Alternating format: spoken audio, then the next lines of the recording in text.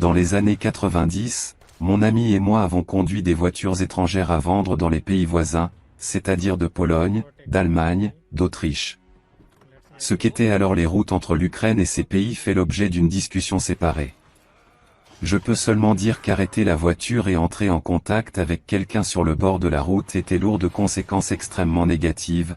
Au minimum, vous seriez volé, au maximum, votre corps sans vie serait retrouvé le lendemain matin. Il y avait beaucoup de bandits et d'intrus, encore plus d'escrocs, alors nous roulions en voiture par 2 ou même par 3, c'était plus pratique, car on pouvait dormir à tour de rôle et conduire une voiture à tour de rôle. Avec ce genre d'activité, vous apprenez progressivement tous ces trucs, avec lesquels ils essaient de vous arrêter sur la piste et de vous attirer, de sorte que le risque est réduit au minimum. Une chose restait, trouver de bons partenaires qui ne sont pas sujets au conflit non pas sur les mérites et autres faiblesses, mais après les avoir trouvés, s'accrocher les uns aux autres. J'ai longtemps été malchanceux à cet égard, les gars se sont rencontrés tout le temps soit en buvant beaucoup, soit, dans leur propre esprit, ou simplement avec une psyché déséquilibrée. En un mot, quand Igor m'a été conseillé, j'ai fait quelques vols avec lui et je ne pouvais tout simplement pas en avoir assez, un gars calme et adéquat, il comprenait tout parfaitement. L'histoire que je veux raconter lui est arrivée avant qu'il ne me rencontre, il me l'a racontée quand nous avons bien fait connaissance. Igor venait d'entrer dans le secteur de la distillation lorsque cela s'est produit. Ils étaient 3, avec 2 compagnons. Quelque part en Roumanie, ils ont eu une crevaison et ont dû s'arrêter.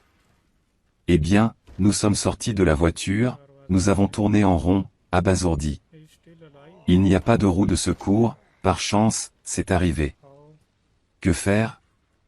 Nous avons décidé de dormir dans la cabine, d'autant plus que c'était l'été, mais nous devons en quelque sorte résoudre le problème avec la roue. On ne sait pas quoi faire.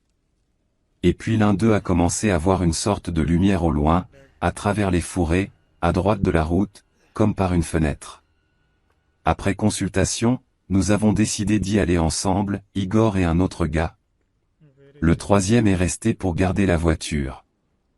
Il se ferait un chemin à travers les buissons qui encadrent la piste de part et d'autre, s'enfonce dans le palier d'une 50aine de marches et voit devant eux une petite maison bien cabossée par le temps et les intempéries. Le toit est intact, il n'y a pas de clôture, mais des bosquets près de la porte. Que ce bâtiment soit résidentiel ou abandonné n'est pas clair. La même lumière jaillit de la grande fenêtre, et comme l'a dit Igor, il a été immédiatement alerté qu'elle ne ressemblait pas vraiment à une lumière électrique, une autre, plus tamisée et saturée, mais aussi brillante en même temps. Sans dire un mot, lui et son partenaire se sont rapprochés, ont regardé par la fenêtre et ont vu une pièce qui était autrefois, apparemment, une cuisine dans cette maison, des armoires très poussiéreuses, des meubles, des ustensiles.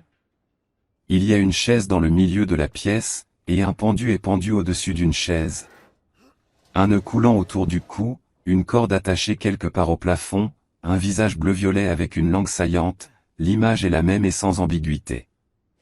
Les gars se regardent, et le partenaire d'Igor, un homme d'une dizaine d'années pas timide, dit « Je vais entrer et voir ce qu'il y a là-bas. Je ne toucherai à rien, je vais juste jeter un œil. Et tu restes ici. Pas assez pour s'impliquer dans certains problèmes. » Sur ces mots, il se dirige vers la porte et disparaît derrière.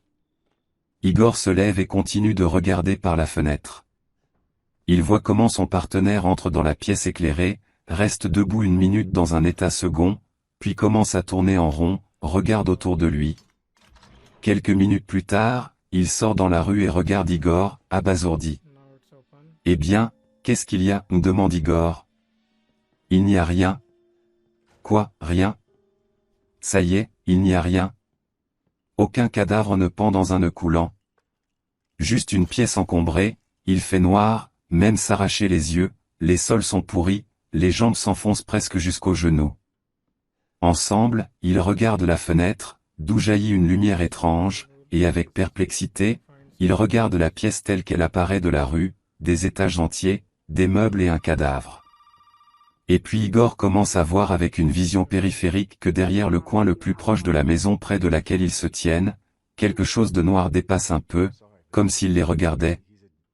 Ils ont couru à partir de là sans se retourner à l'unisson jusqu'à ce qu'ils se retrouvent sur la piste, près de leur voiture. Après avoir brièvement raconté la situation, ils ont décidé de ne pas dormir jusqu'au matin, et ils ont fait ce qu'il fallait. Avant l'aube, un camion est apparu sur la route, le chauffeur n'a pas eu peur de s'arrêter. Il a trouvé une roue appropriée, il a également aidé à la mettre. En général, ils sont sortis de là sains et saufs et n'ont plus emprunté cette route. En fin de compte, nous ne nions ni ne confirmons l'histoire, mais laissons le jugement sur sa véracité et sa crédibilité à votre appréciation, chers spectateurs. Si vous aimez la vidéo, n'oubliez pas de vous abonner et d'activer la cloche.